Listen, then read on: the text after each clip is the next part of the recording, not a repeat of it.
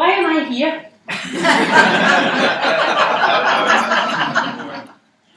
That's what I asked.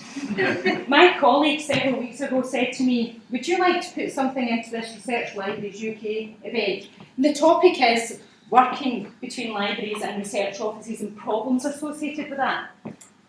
And I said, no. And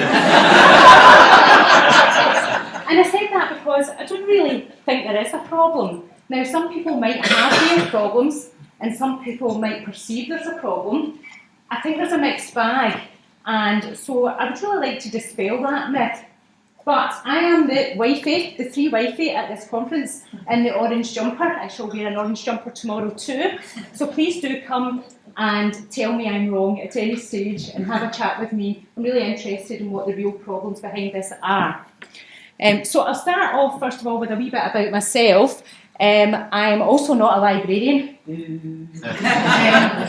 I am a geographer really, and I started off life as a land surveyor, and I worked for BP Exploration for a while, dealing with seismic surveys and with information about wells that were drilled in the North Sea, fascinating stuff.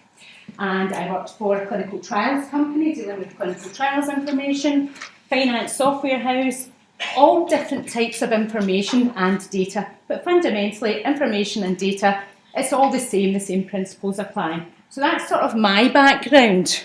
So what do we mean by the research office? At the University of Glasgow now, we have several different offices. So we have a central research support office, and that office has EU support, contract support, legal support, and post-award financial support. We also have college research support teams, and those people primarily deal with supporting those researchers during the lifetime of their project, so anything that the researcher requires to deliver that project. And we also have the Research Strategy and Innovation Office, or RSIO, because I know you guys like acronyms, and that primarily deals with policy and with commercialisation. Now, I actually worked in our equivalent to the RSIO for 12 years before I moved to the library in 2012.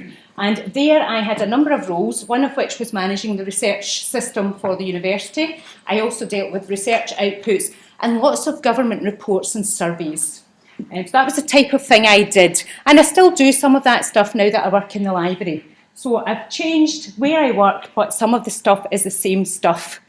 So, what did I think when I worked in research and enterprise? So I'm over here in my research and enterprise office, and these library people are over here, over there.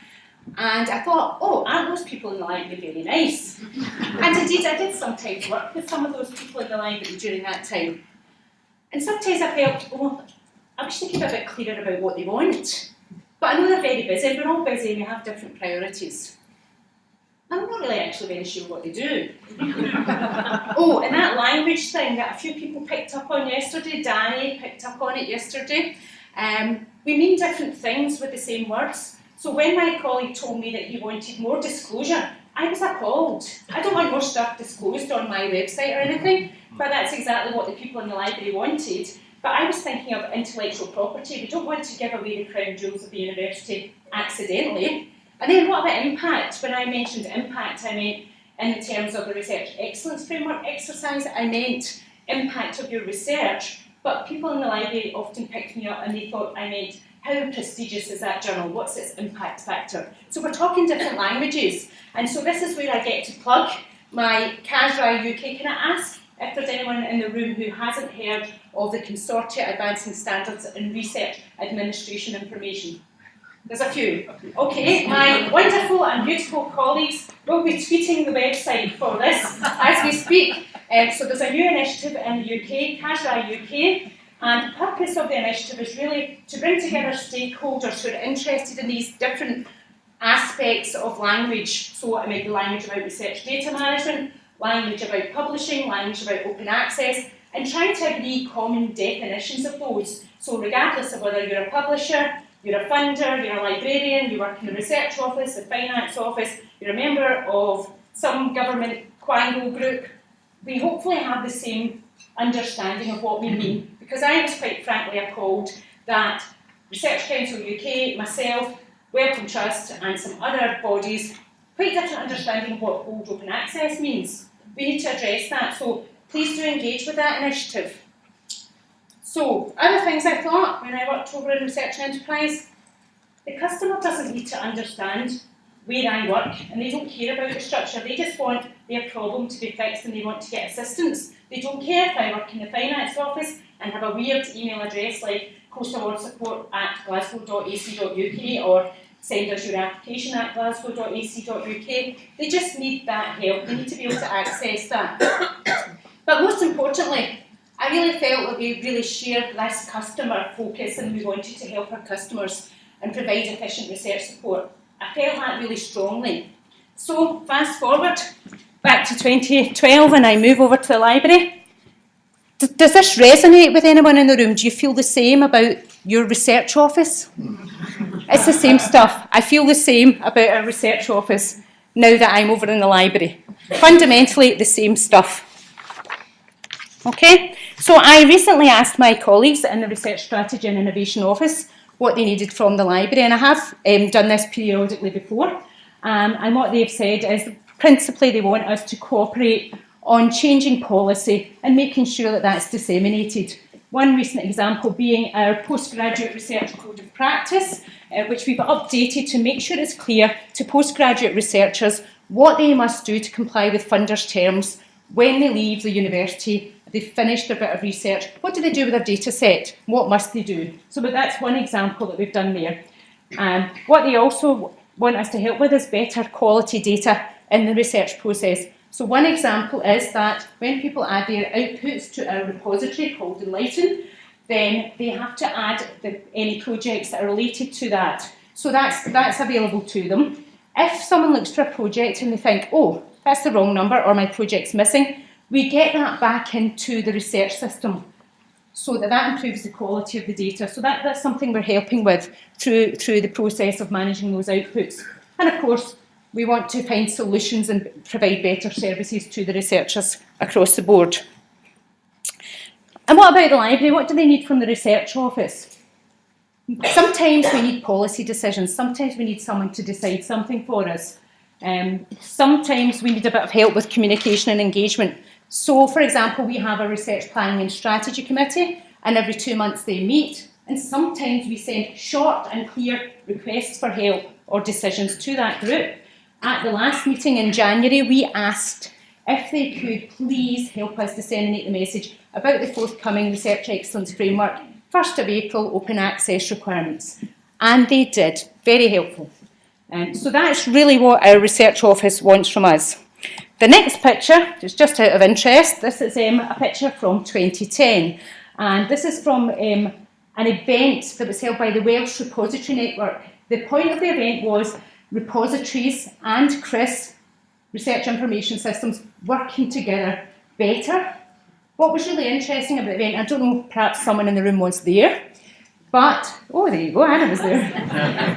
But what was really interesting about the event was the penguin on the left might be my colleague William Nixon, who was working in the library at the time, and perhaps this penguin on the right might be me. I was working in Research and Enterprise at the time. We were the only 2 people from those different areas together doing a presentation. The rest of them all stood and said, I'm from the library and the people in the research office are really nice, but I don't get to speak to them. Oh, I'm from the research office and the people in the library are really nice, but we kind of don't really work together. That was, to me, quite interesting. So, some of the examples of the ways we work together with the research office include, of course, the REF. The library was responsible for the last REF's publications. I think we did very well in that, and we were trusted to just go ahead and deliver that. And we used our Enlighten repository, which is ePrints based, to do that work. So on our Enlighten repository, like many other repositories or research systems, depending on where you store the information, we use it for many, many purposes. So we use it to feed web profiles, so publications, data sets, etc. appear on the staff profile. We use it for performance and development reviews. The annual review for members of staff includes their publications, so they can discuss that with their line manager. We've of course got our metrics on there. There's many, many reuses of the information within our Enlighten system. So one of the projects that my colleague William and I did while I worked in the research office was back in 2010, we linked the Enlighten repository to the research system, and someone mentioned earlier that the library system is part of the core systems of the university, and indeed, of course, our system is now part of the core system because we've linked it all in. Historically, since 1994, our finance, student, HR and research system were all joined and all the data flowed between them. And in 2010, we brought Enlighten into that so that the information could be linked. So on our Enlighten system, people can record the full project number. That's pulled from our research system, proper project number for the funder. And also on the public view, you can browse by funder. I'm sure other people have got similar things, or perhaps not. Okay, so moving on to open access. We've really got an unusual open access model, but it works for us. Our view has been that since we got business and innovation skills pump priming back in 2013, we decided that the model would be to act on acceptance. So at that point, we advertised widely, please let us know about your accepted papers and we'll help. It's a very simple process. We fundamentally just want the researchers to tell us the paper's accepted, and we'll do as much of the admin as possible for that researcher. It's very centralised, almost everything is done in the library, and we're quite happy to do that as a service for our researchers. We don't really have any fancy committees or meetings or decision processes, we just do it. So the authors don't need to know if it's green, do this, and if it's gold, fill in this form. They just simply tell us that their paper is accepted. And article processing charges as well, they are not kept in spreadsheets or anything. They also exist in our Enlighten system and our finance system. So we try and take on as much of that admin as possible. It's an economy of scale there to help the researcher. So this is a couple of screens from our Enlighten system. So we've got our own open access fields in there, as well as our generic open access fields. We've got a whole cluster of fields about the costs of open access per article. And we've got a number of reports there to help us with compliance for REF, and also for reporting back to Research Council UK and to the Charity Open Access Fund. That's all been tested, and that extracts in the same format as the spreadsheet that they've provided and the JISC Monitor project has provided for reporting. Interestingly, and if you are interested in more detail, my beautiful colleagues in the front will be tweeting as we speak. There is a paper that we just published earlier this week which has more details about how we've gone about building open access into our Enlighten system.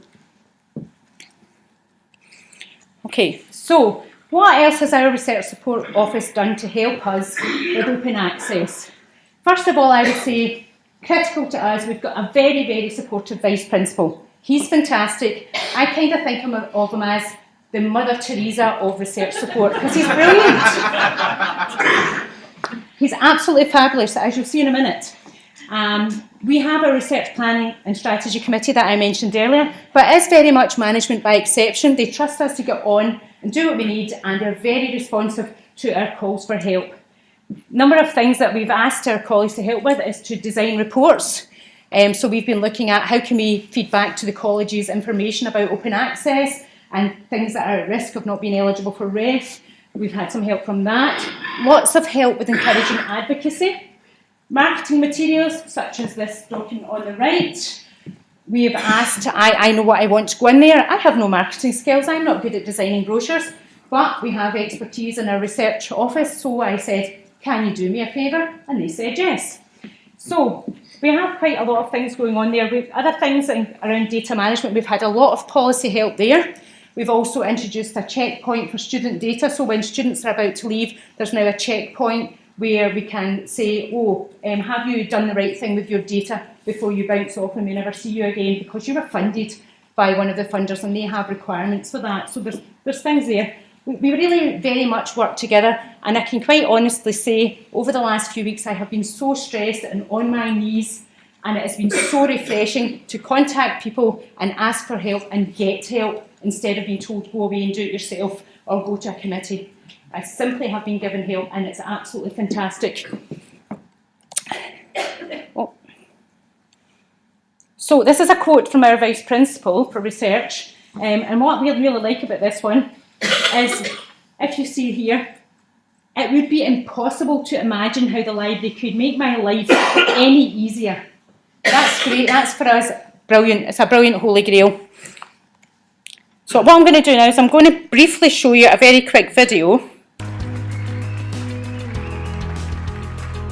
I think it's great that Valerie and her team have won this award, and I know that myself as a researcher here in the University of Glasgow, I'm incredibly grateful to the support that she offers me and my research team in ensuring that we can engage with the open access agenda.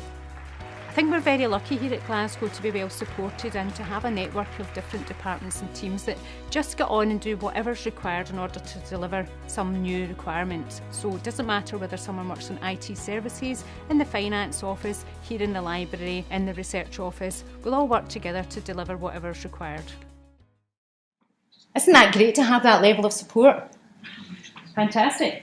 Okay, so briefly to sort of sum up, I'm going to just rattle through a couple more examples of how we've engaged with our research office. So as well as all of the work we've done in Enlighten for open access, and we involve our ref manager in that, she comes along to our meetings and she'll be helping us look at exceptions that we've collected in our repository. We've also got impact on the go in there. This is in our ePrints repository. This was specified by somebody in our research strategy and innovation office and delivered by the team in the library as a tool, and we collaborate on that quite frequently. So that's really interesting. If anybody else is working in that area, I'd love to talk to you.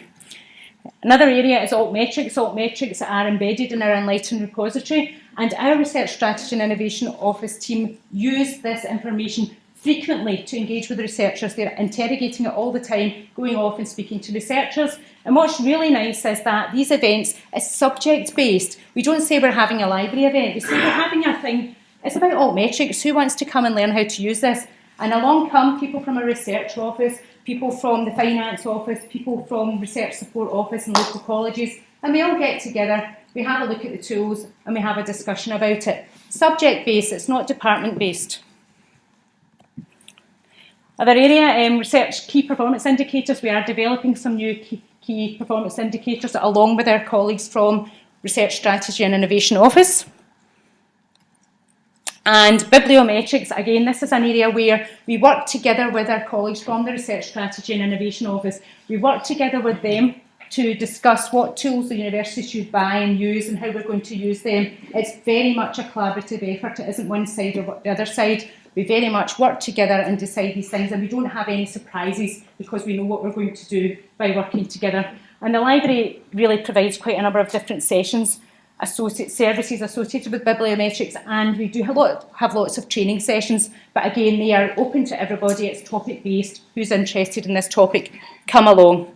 And the final example I want to give on working together is an exciting new thing that we're doing. I say exciting new, we have tried similar before, and we can go into various reasons why it didn't get so far as it has this time, but we're just about to start some work on what we've called a research portal. And the idea behind this is we will have a one-stop shop page where people can come, if they're a researcher, and look at the different stages of the research life cycle in one simple place and identify, I want to put in an application for funding, or perhaps I'm at the end and I want to store my outputs. What do I do and what help is available to me? Without them having to know, oh, I have to contact the post-award finance team for that, or the library for that, or my local project coordinator for that. Can be very confusing. The idea is that they can go here, use these links, and get the information, find the right place. They don't need to know which department it lives in.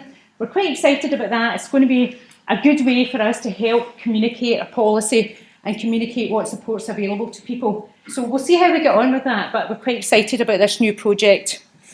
So to sum up, what I would say is we are imperfect, we have many problems, but we truly believe that the interaction between the library and research office, whatever that might be, is not an issue. It's not a significant issue at all. We do think better together is the correct term for whether we're working within the university or across universities, and hearing about your wonderful ideas, some of which I hope to take away with me as something that I can improve locally. So I guess our motto is, just do it. Thank you.